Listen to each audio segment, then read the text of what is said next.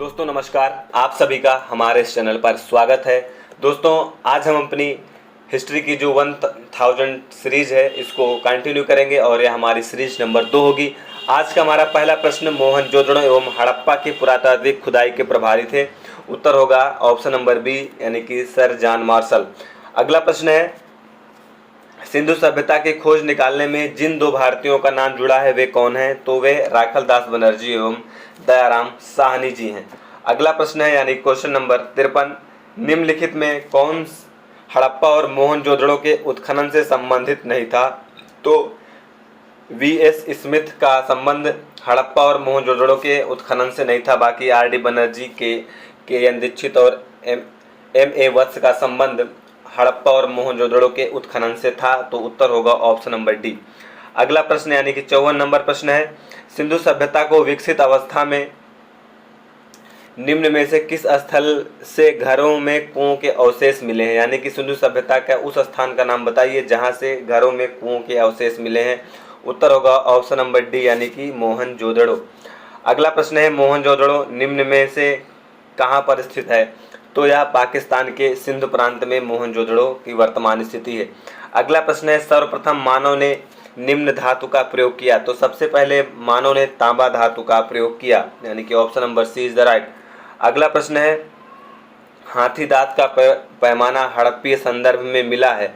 तो हाथी दांत का पैमाना लोथल से मिला हुआ है, यानी कि हाथी के दांतों से नाप या माप का प्रयोग किया जाता था और इसका स्थान जो है प्राप्त होने का वह है लोथल। अगला प्रश्न है, हड़प्पा कालीन स्थलों में अभी तक किस धातु की प्राप्ति नहीं हुई है?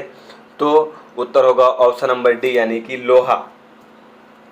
अगला प्रश्न है, कौन सा स्थल घग्गर और उसकी सहायक नदियों की घाटी में स्थित है?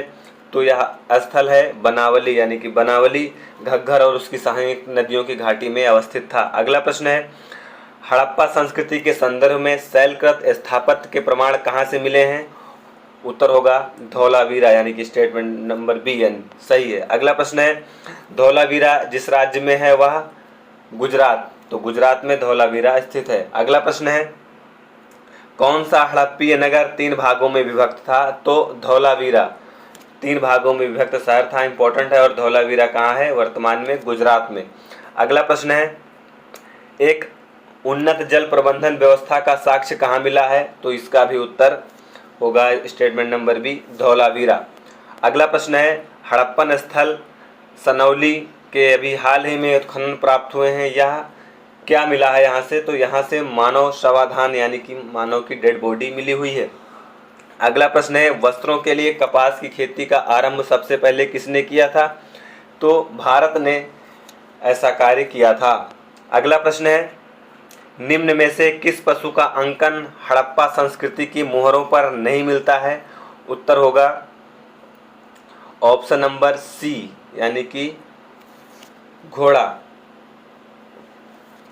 अगला प्रश्न है, निम्न पशु के अवशेष सिंधु घाटी सभ्यता से नहीं प्राप्त हुए हैं? तो शेर के अवशेष सिंधु घाटी सभ्यता से नहीं प्राप्त हुए हैं।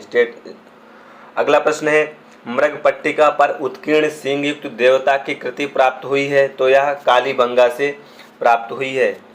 अगला प्रश्न है, निम्न में कौन सिंधु सभ्यता नील नदी के तट पर पनपी थी? कौन सी सभ्यता है जो नील नदी के तट पर पनपी थी? तो उत्तर बताना है। उत्तर होगा इसका स्टेटमेंट ऑप्शन नंबर डी, मिस्र की सभ्यता जो है वह नील नदी के तट पर जन्मी थी। अगला प्रश्न है, लेखन कला की उचित प्रणाली विकसित करने वाली सर्वप्रथम प्राचीन सभ्यता थी? तो सुमेरिया की, यानी कि लेखन का कार्य सबसे पहले सुमेरिया के लोगों ने किया। अगला प्रश्न है, आर्य शब्द इंगित करता है, तो यह श्रेष्ठ जनजाति को इंगित करता है। स्टेटमेंट नंबर डी राइट होगा। अगला प्रश्न है, क्लासिकीय संस्कृत में आर्य शब्द का क्या अर्थ है? तो इसका अर्थ है एक उत्तम व्यक्ति से। अगला प्रश्न है, सबसे पुराना वेद कौन सा है? तो ऋग्वेद सबसे पुराना वेद है। अगला प्रश्न है, त्रयी नाम है? तो 3 वेदों का नाम है त्रयी। अगला प्रश्न है, किस वैदिक ग्रंथ में वर्ण शब्द का सर्वप्रथम नामोल्लेख किया गया है? तो ऋग्वेद में वर्ण शब्द का सर्वप्रथम नामोल्लेख किया गया है? अगला प्रश्न है, निम्न 4 वेदों में से किस एक में जादुई माया और वशीकरण का वर्णन है? तो इसका वर्णन है अथर्ववेद में, ऑप्शन नंबर सी राइट। अगला प्रश्न है, ऋग्वेद है तो स्रोतों का संकलन ऋग्वेद कहलाता है, option number A is the right. अगला प्रश्न है, गोपथ ब्राह्मण संबंधित है, यानी गोपथ ब्राह्मण एक ग्रंथ है जिसका संबंध है अथर्ववेद से, ऑप्शन नंबर सी राइट। अगला प्रश्न है, यानी कि 79, ऋग्वेद का कौन सा मंडल पूर्णतः सोम को समर्पित है? तो 9वां मंडल पूर्णतः सोम को समर्पित है।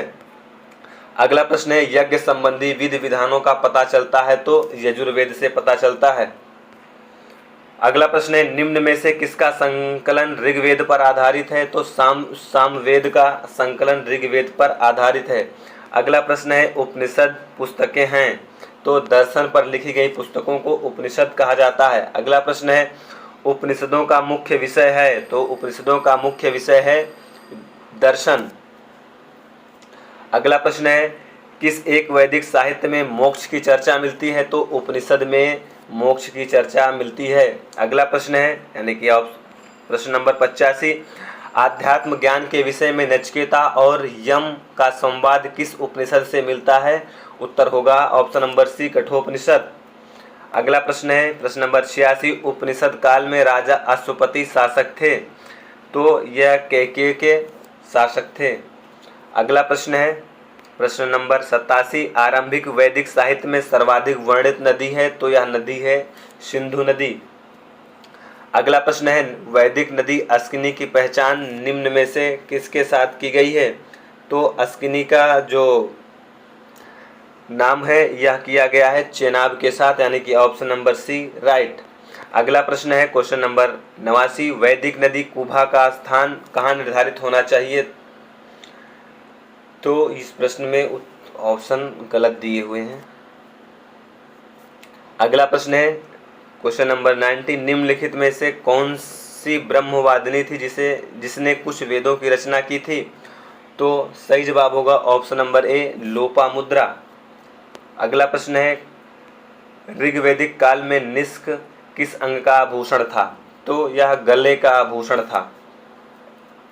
अगला प्रश्न है, क्वेश्चन नंबर 92, प्राचीन भारत में निशाका से जाने जाते थे तो स्वर्ण आभूषणों को निशाका कहा जाता था। अगला प्रश्न है, निम्न में किसने आर्यों के आदि देश के बारे में लिखा है?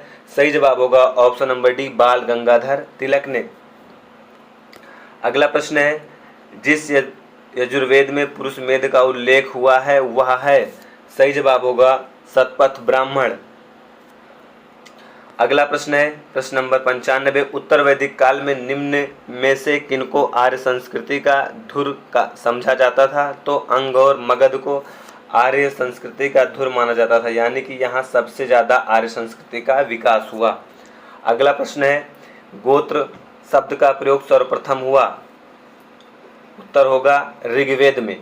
अगला प्रश्न है, प्रश्न नंबर 97, पूर्व वैदिक आर्यों का धर्म प्रमुखता था? तो प्रकृति देवता, प्रकृति पूजा और यज्ञ प्रमुख धर्म था आर्यों का। अगला प्रश्न है, यानी कि क्वेश्चन नंबर 98, ऋग्वेद काल में जनता निम्न में से मुख्यतः किसमें विश्वास करती थी?